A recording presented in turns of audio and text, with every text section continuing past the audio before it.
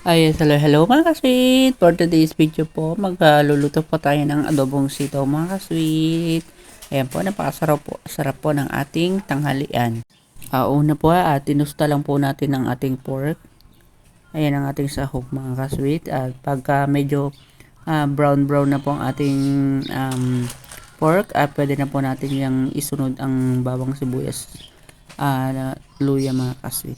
Ayan po, ay side lang po natin ang pork at ihulog na po natin ang ating mga bawang sibuyas at luya mga kasweet. Ayan, unahin po natin ang bawang.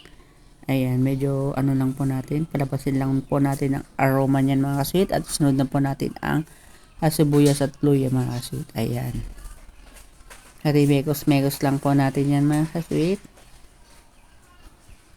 Ayan, palabasin lang din po natin ang kanyang aroma. Ano natin pag medyo na golden brown na po siya. Ayan, medyo okay na po yan. Pwede nating i-mix uli ang ating pork mga kasweet. Ayan.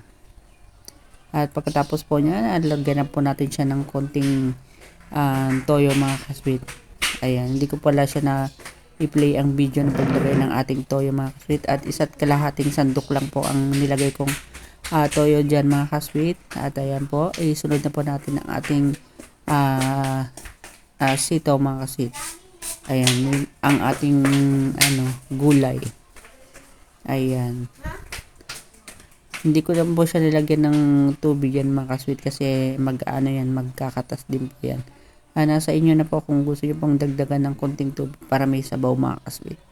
At ayan mga kasweet, ayan lang po natin yung lumambot at medyo nilaksan ko na po ang apoy niyan para siya medyo pagka naluto siya hindi siya malambot, para crispy pa rin yung pagkakaluto niya mga kasweet. At ayan, lagyan natin ng suka mga kasweet pag medyo alam nyong medyo okay na po ang ating sitaw. At ayan mga kasweet, hindi ko po nilagyan ng tubig yan pero ayan, nagkaroon po siya ng konting tubig mga kasweet. At ayan po, nilagyan ko rin po yan ng paminta. Dalawang sachet ng paminta mga kasweet. At ayan po, ready na ang ating adobong sitaw. Ayan, tara mga kasweet. Sabayan nyo po kaming kumain. Ayan, PM po kayo para alam natin kung saan nakarating ang video na to mga kasweet. At ayan po mga kasweet, napakasarap po ng ating adobong sitaw mga kasweet. Ayan, diba? Napakasarap po pagkakaluto niya mga kasweet. Medyo malutong-lutong yung pagkaluto ng sitaw mga kasweet. At ayan mga kasweet, maraming salamat po sa inyong panonood.